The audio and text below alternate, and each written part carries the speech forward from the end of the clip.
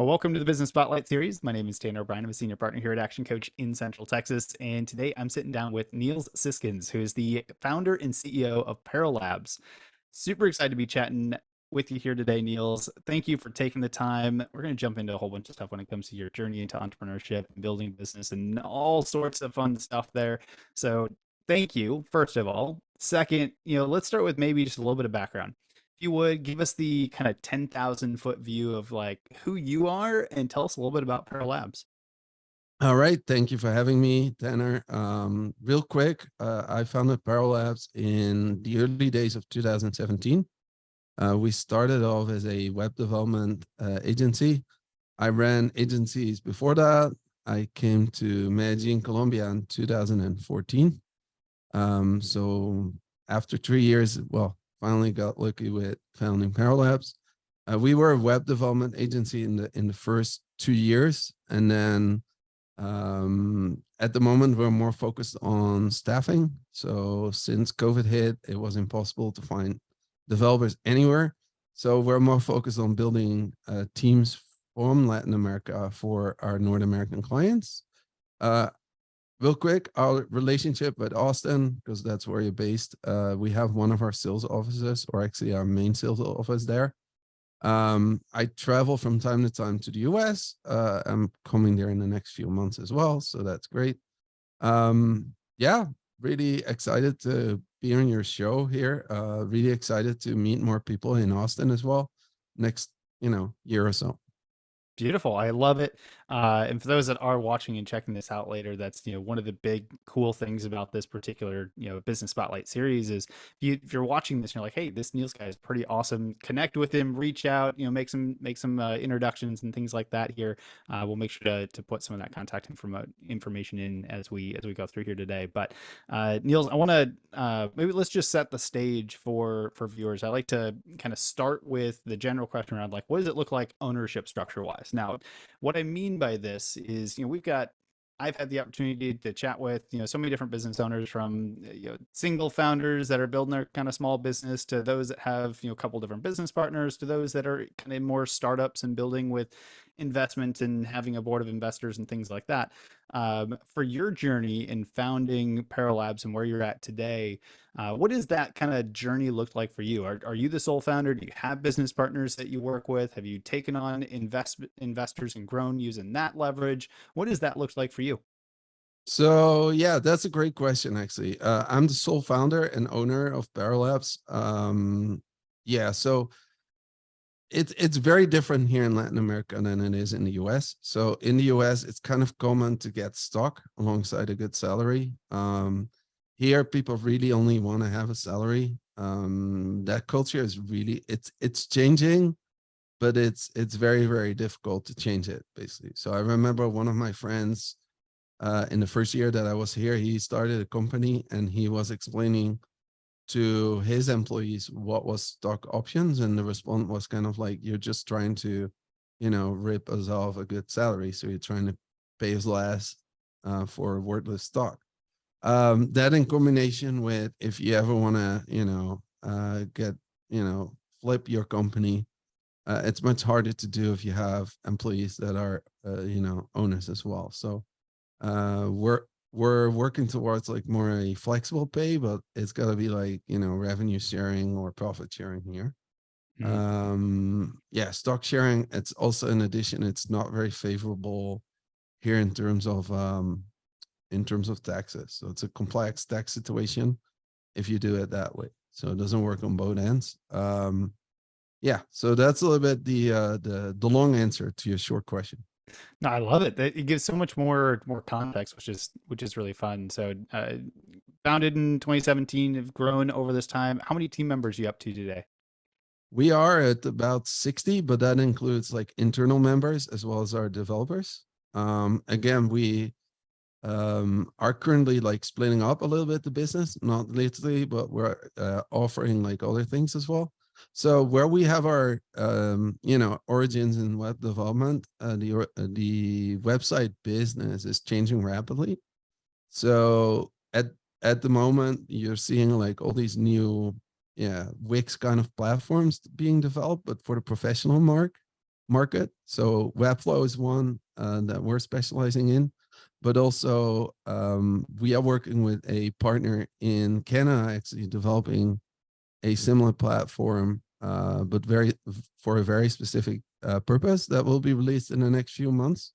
So it gives, what it actually does is that we no longer need developers in order to make a fantastic good website.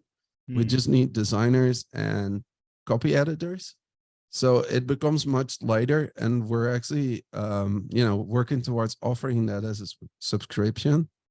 So you might think, hey, that's a ridiculous model, but fixed fee doesn't work because you never know where you're going to end up at. And then time and materials doesn't work for the clients because usually they don't know how much money they're going to spend in the end of the month. So we want to fix both of that. That's why we're working towards a subscription model. And that's what we're working on hard you know, before we throw that on the internet again. And really working on these two platforms like Webflow and um, yeah, the other one that we're working on that's still kind of under NDA, so I can't really talk about it too much. What's the, I mean, just out of curiosity, is as you're looking to shift more towards a subscription model, what has been the either the biggest like learning in starting to shift to that, or the biggest, I don't know, roadblock or change that y'all believe needs to be made in order to move to that type of model? Yeah, so traditionally, like you needed so many skills in order to finish a website, right? So if you think about a typical corporate website, um, you need to design UX and UI, right? And then you need 3 to 6 months of pure coding, right? And then you end up with a client that want to have so many changes along the way that the product shifted there basically. So and then operations, being an agency, also means that when your developers are like coding, your UI and UX guys might actually have a lot less work at that point, right? So what we're resolving and with that is that our designers are going to be occupied the whole way, so there's no more coding involved. Like, I mean, it might be a little bit, but it's like 90% reduced. And it also means like price wise, we can offer it at a very competitive rate. In terms of hurdles to get there, I think like these platforms are really amazing. Of course, they're still in development. I would say even Webflow, that's the market leader in this sort of like click and go higher end marketplaces and like website development platforms. Um, yeah, I would say that even they are still in development. So we're working, with them to make the web flow, literally the web flow from like going from an idea for our customers to like a finished product, like smoother. Hmm. So who is the ideal customer? Like when you look at the who you would primarily work with, or you would like to work with, maybe maybe this is a service that can be favorable for many out there, but just if you look at who you choose to work with the most or like to work with the most, or if I'm in the audience, I'm like, how do I know I'm a really good fit to come work with y'all? What does that look like for you? Yeah, got it. So yeah, I mean, even using Latin American resources, which in general are cheaper, right? The traditional sort of fixed fee website, you're still looking at about 35K on the low end, dollar wise, to about, let's say, well, you can go up to millions of dollars, right? Depends on the needs, but let's say the average is between 35 and 150. We expect that to be reduced by like 80%. So you're looking at like, 5 to 15K for a good website. And then you can still go up, more than that. Why do I start there? It's like, the ideal customer there is what we're able to do is like, I always drew like our customers as a pyramid. So the higher end is like, the big whales that most agencies are after. Like those are the clients that can spend millions of dollars on a website. And then the middle segment is sort of, what I said, it's like starting at 35 all the way to like maybe $1 million. That's what we're operating in. And I think what we're trying to get into is like the lower segment Of course, there's still the low segment, which is sort of like the WordPress blogs that, most people do themselves. To put it in perspective, the Webflow hosting costs about $300 per year. Now, some of my friends and some of my clients say that's ridiculous price for hosting. But if you look at, the higher segment, that is a very, very good bargain deal for most of my current customers, right? So, and the other platform that we're working with will be more expensive than that. But if you look at, and they are focusing more on the whales, but even there, you see a significant reduction in pricing, basically. Combine that with AI, basically, which, everybody's talking about it with the release of ChatGPT 3.5. Yeah, I would say if you combine it with that and the need for like better structures, these platforms are really going to take off in the next, 12 months. Mm. So it's kind of a marketing question, kind of a sales question for y'all, and how you have the conversation around it. But what constitutes or makes up a good website for the vast majority of business owners out there? So maybe not the much larger companies, kind of the whales out there, but we're talking more of our kind of small to medium sized business. Maybe can fit into that what would have traditionally been 35,000 up to $1 million in spend for building a website. What does that product look like if you're having that conversation with a potential client? How is that defined, and what makes up a really good website? And that's a great question, right?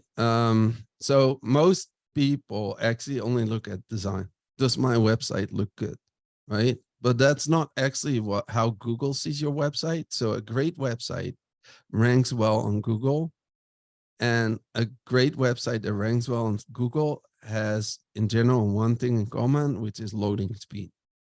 So how do you measure that? Are you going to sit on your own computer and measure that? No, there's tools out there on the internet, one of which is GTmetrix. If you don't score an A or a B, well, I mean, we launch our websites with Webflow in general in A. If you don't rank like that, give us a call, because there's a lot of improvements there, right? Now, I've seen, WordPress websites, most of them rank in an F category, especially if, they don't really know what they're doing. That's why we don't work with WordPress, because it's really, really difficult to do it well. Now, there's agencies that do it well. We're not one of them. So, and again, if you do WordPress, you need to update the website like on a weekly basis, at least, right? Run the updates, make sure that everything is working well.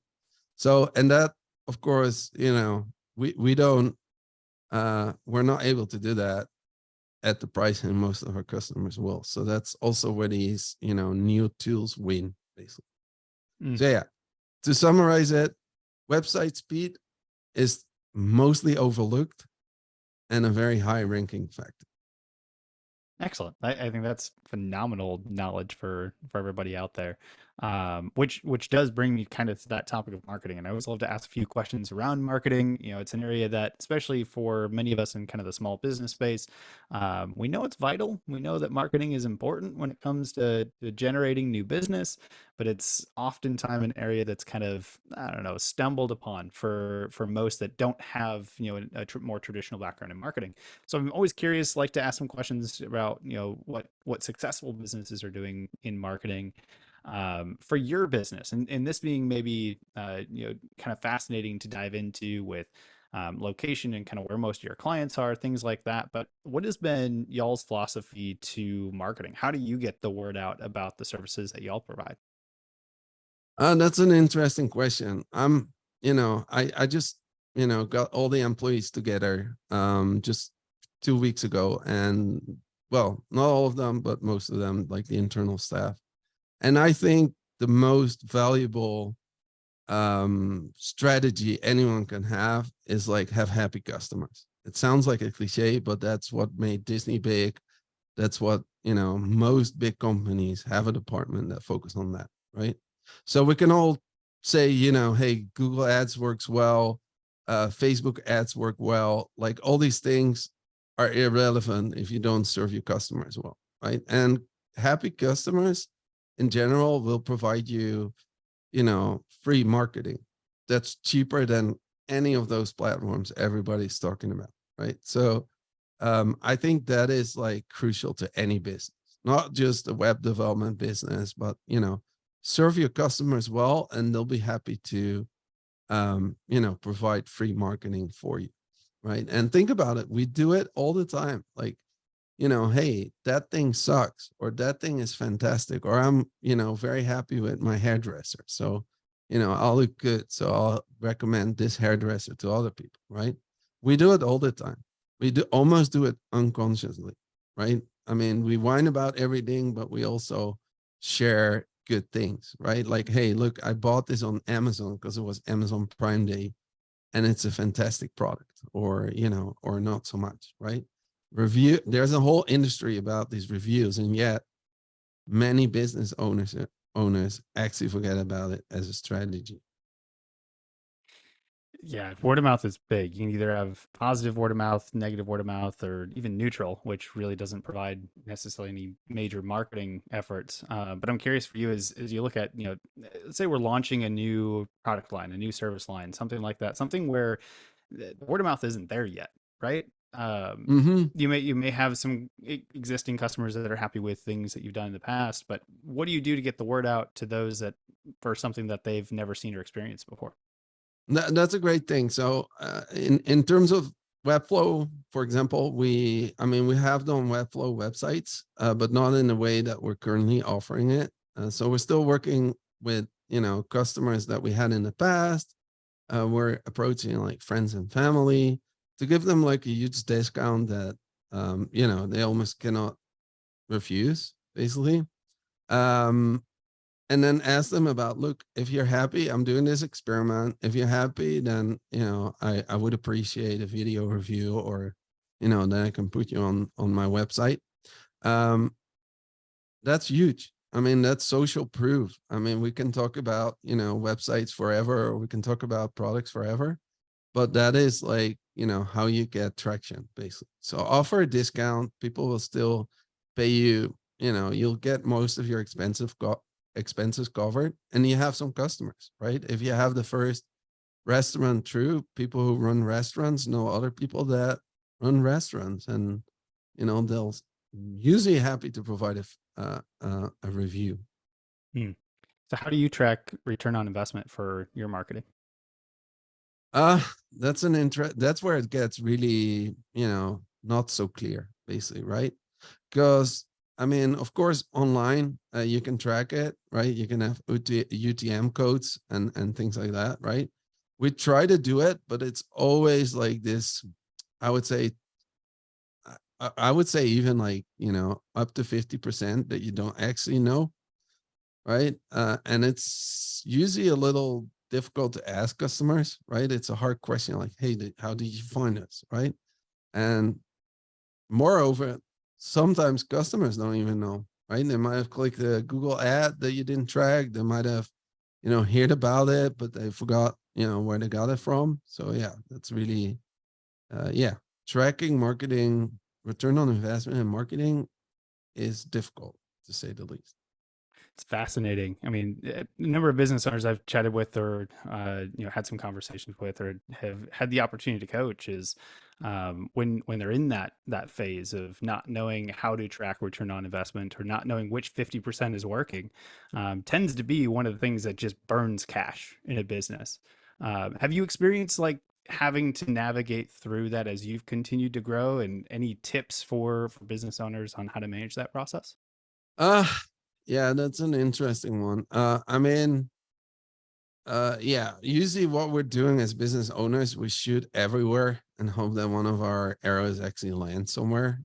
So that is, um, what we're doing the whole time. Um, yeah, in terms of advices, I would say, yeah, I mean, don't put all your eggs in the same basket, but make sure that you shoot somewhere else as well. Do some experimentation, right? And what we experience in the US, Google Ads as an example, is getting really, really expensive. So you got to be creative, right? Meta just came out with a new platform, a competitor of Twitter.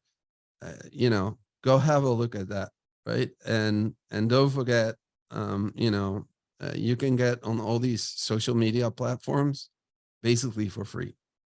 So you can have daily videos for free, right? And people will look at those, right? Hmm. All right, so we spent a bunch of time talking about the business and sharing a couple different best practices in the business. I want to take a step back, talk a little bit more about your journey. So, founding the business in 2017, what was the background before that? What led you to starting this business? Um, so yeah, it's an interesting question. So around about 2012 to 2014, I wanted to do the digital nomad thing that just started happening, sort of. And in 2014, I was working as a freelancer. So I worked before in corporations implementing like what's now SAP, but was owned by a different company at the time. Um, and I was working in a specific software product, and I was doing implementations in large corporations. I was working for banks and a rail company in Holland, and various companies in throughout Europe. And then I got the opportunity to work for a month remotely from Thailand, and I love being remote away from like the corporate, basically corporate politics that are going out there in these large corporations.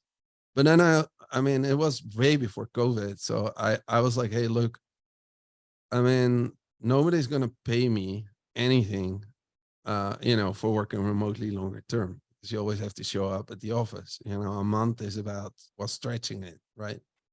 And so I transferred into the web development world. So I did a programming course and realized that that wasn't for me. So I basically started running agencies. I had an agency before that, but I came back. I was sort of started an agency in Holland and came to freelance, and then I started an agency here. First one didn't go so well, and the second one, ParroLabs, I found it and it took off basically straight away. So it was, and we have about 7 years in the market right now. So Excellent. As you look to the future, then, obviously a few things changing that we've talked about a little bit already, but when you look 3 to 5 years out, where do you see the business going? And kind of more importantly, I always like to ask this for business owners specifically, where do you see your role in the next 3 to 5 years? Do you continue in kind of your current role? Does that shift a little bit? Do you get to take some of the hats off that you play within the business? What does that look like for you as you continue to grow and expand over the next 3 to 5 years? oh, that's a great question, actually, because I think most business owners, what they unconsciously do is give themselves a job. And most of the time, it's not even a fun job. So I was in the same situation, founding a company. So in the beginning, what most people do is like you do sales and you get a CRM system and you get your website up, and you start to go pretty much offer everything to everybody like that's related to digital. I mean, in my case, right? And then few years, down the line, you start, or well, after you've done sales, you realize, hey, I got to fulfill these, contracts that I just signed, and you start doing operation and anything from hiring. And while I had fun doing it, I mean, it's very, very difficult to manage. Basically, you get developers, and some of them are fantastic, and others not so much, right? So you got to basically put structure and processes in place, right? And yeah, I think where I'm now is that it's actually like I'm really the CEO, if you know what I mean. I manage operations, but just via looking at the platforms, looking at the results, basically, right? So my role is shifting more. I'm a firm believer that the CEO of the company actually, or the business owner, should do sales. There's no other way around it. I mean, if you're under, let's say, 500 people, you need to do sales, right? I mean, even if you have salespeople, you still, people look at you as the business owner. So that's that's really what shifted, is that I went away from doing everything, operations, doing um yeah, literally everything, hiring people, doing taxes, right, with the accountant. So that's shifted a lot. So right now, in the future, I expect to spend more time in the US and working remotely from the operations, basically. Excellent. Well, we've certainly covered a lot of ground in the conversation so far. I do want to be respectful of the time that we have here today. So I'd love to kind of shift to, I've got a couple rapid fire questions, kind of top ahead answers for each one of these. Love to go through these, then we'll kind of wrap up on the final question I'd love to end these conversations on. So rapid fire questions, I've got 4 of them here for you. Best we can to stay top ahead answers on each one of them. First one here, Niels, what is your key to success? Ah, key to success, I would say, is persuasion, right? Don't give up. That's like one of the most important things, I would say. So if you have set the strategy, you've started, I mean, most people give up, right? At some point. Like it's very, very difficult. I mean, you're burning cash, nobody's saying yes, everybody's saying no. That's how the first sort of year is gonna be of every business owner. So I would say persuade through it and you will succeed. That's true for most part, right? Read stories like WD-40 oil, like the spray is called 40 because it was the 40th formula that actually was a success, right? So they tried, they didn't give up on the first try.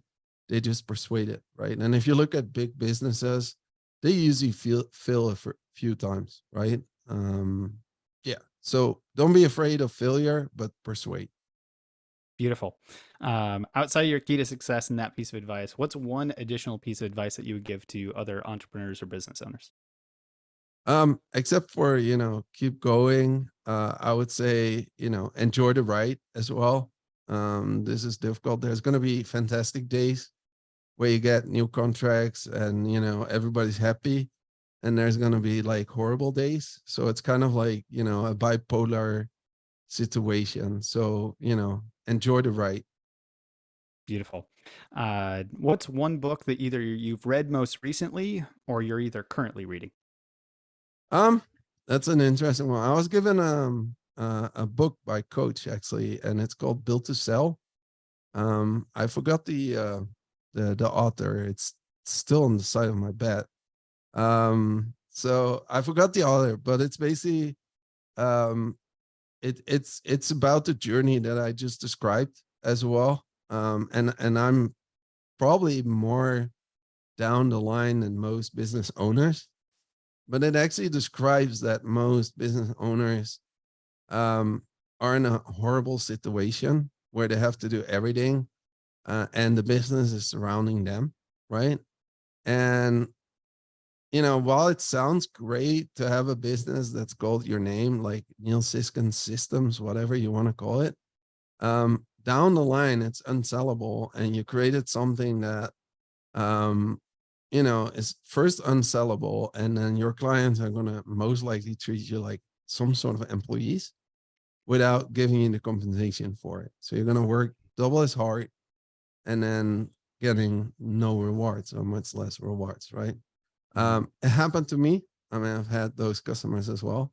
And, it's something that you need to try and avoid. And that's why all these processes and distancing yourself away from the business is crucial. I love it. Final rapid fire question before we get to the kind of how we're going to wrap up here today. I always love this. This is just kind of a fun question. When you look at your business, and if you could grab, a pinch of magic dust and just sprinkle it over any area of your business, and you wake up tomorrow and it's just magically improved, 10x, 100x, whatever, where would you choose to put that magic dust? Ah, that's an interesting one. Um, yeah, it's a hypothetical one because I don't think Colombia has much magical dust. But you know, that's what Disney wants you to believe, but it's not there. I'll tell you. I would say, I mean, the bread and butter of any business is basically sales. So it would be, it would be sales, but sales without a good operation, without a good process, um, you're going to be the fire festival. That's why I always say, it was fantastic in sales, but there was nothing there. So yeah, so you got to divide that magic dust a little bit, I would say, right? So Excellent. Well, I want to thank you for taking the time. Before we jump into the final question, I'd like to wrap these conversations on. For those that are watching, that are listening to this later on, how can they get in contact with you if they want to connect and just make some connections here? If they want to learn more about the work that y'all are doing at ParroLabs, where can we advise people to go for more information? well, my Rolodex is called LinkedIn. I think most people have that, so just look me up there. I have a lot of contacts there, so you can just connect with me there. Um, of course, we have our business forums as well. So you can, if you want to, hear more about our new launch of Webflow websites and the other platform that I cannot mention yet, that's going to be launched in the next few months alongside our partners. Um, yeah, connect with us in ParroLabs.com. Of course, we're focusing there a lot on our team building. I can imagine that most people who are like listening to your show might not have a need for an entire team, but those who finance startups that are looking, give us a ring as well. We're happy build you a team of developers and tech related employees. Beautiful. I will put all that contact information below. So make sure that once we wrap up here, y'all go down to the video description, click on the links, check it all out. If you're not in the market yet for team things like that, but you may know somebody who is, make sure you connect them with Niels and continue to build that connection out there. But Niels, as we wrap out here, I always like to end on one specific question, and that question is this: what is most inspiring to you today? Most inspiring to me today. That's an interesting one to wrap up. So you get the most difficult question as the last one, right? I would say. Can be, Um, depends on how you choose to look at it. I think I think this relates to most business owners that are growing their business. I think seeing people grow inside your business is very, very inspiring, right? So seeing people grow from being a junior designer inside your company to being a senior designing, enjoying the ride with you, that's most inspiring, and it has been since starting ParroLabs about 6-7 years ago. That's fantastic. Niels, I want to thank you again for taking the time to be here with me to share your insights and all the amazing things that y'all are doing, some lessons that you've learned along the way, some best practices, all that kind of stuff. So just want to say thank you once again for taking the time.